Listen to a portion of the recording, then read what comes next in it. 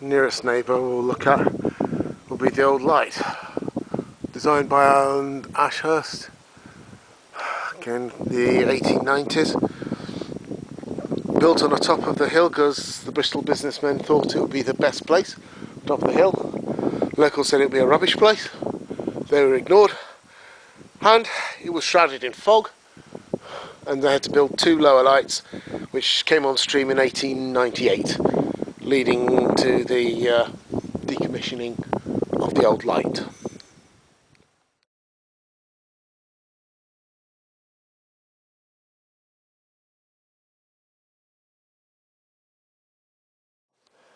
We have just come up a few hundred steps, some in better condition than others, and this is the last bit before we go up those metal bits. When I first came up in 1998, I just couldn't go any further than this. I don't know if that door was open then, but it's been chained shut on health and safety grounds, because people used to go out and walk around the outside. Not that I would. Now, I've got to see if I can still climb the last steps of the Old Light, the neighbour of Old Light Cottage.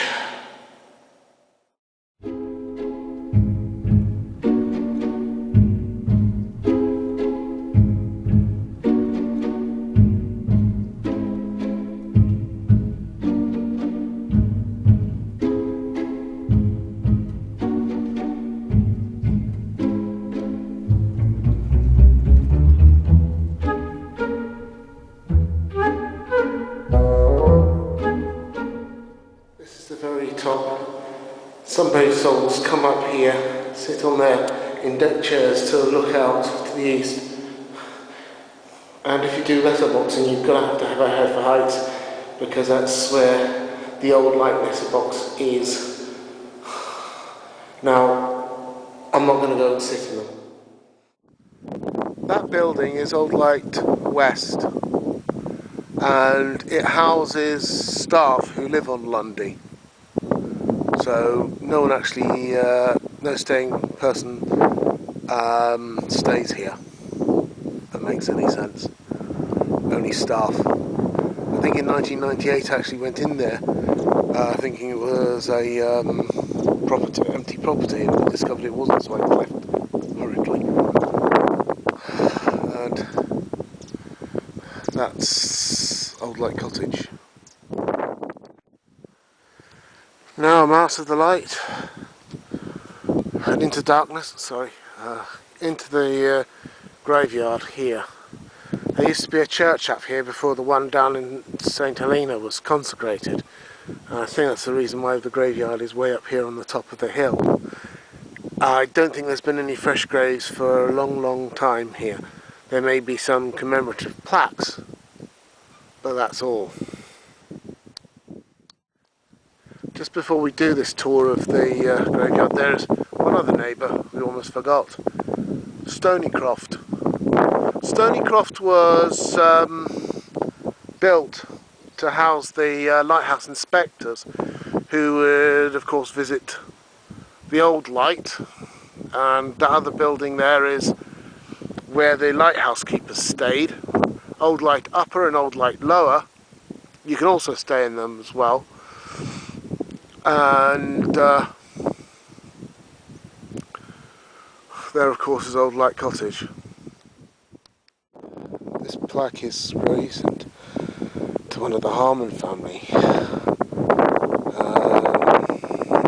2011, Kathleen Blanche. I don't think she would be buried here. I think this is just a commemorative plaque. And these are the rest of the graves in the graveyard. There's another Harmon, Martin Andrew Harmon Jones. He wouldn't have been here when I first came, 1998 through to 2000, but it would have been 2007 to 2010. John Richard Evans, 2006. There's another one, another Harmon. 2006. And there's quite a few over there, including some crosses. And this, of course, is Martin Coles Harmon, owner of Lundy, second son of William and Florence Harmon of Chalden in Surrey, 30th of August 1885 to 5th of December 1954. And he's the one who sold Lundy to the National Trust, to where it belongs today, administered by the Landmark Trust, who in this year of 2015 celebrates 50 years of operation, which is why we had the Anthony Gormley statue on the southwest point. Amy Ruth, wife of Martin Coles Harmon, over there. She died in 1931. We're now at some actual graves. Another one of the Harmon. No! Not Harmon, Heaven. The Heaven family, they owned it before the Harmons.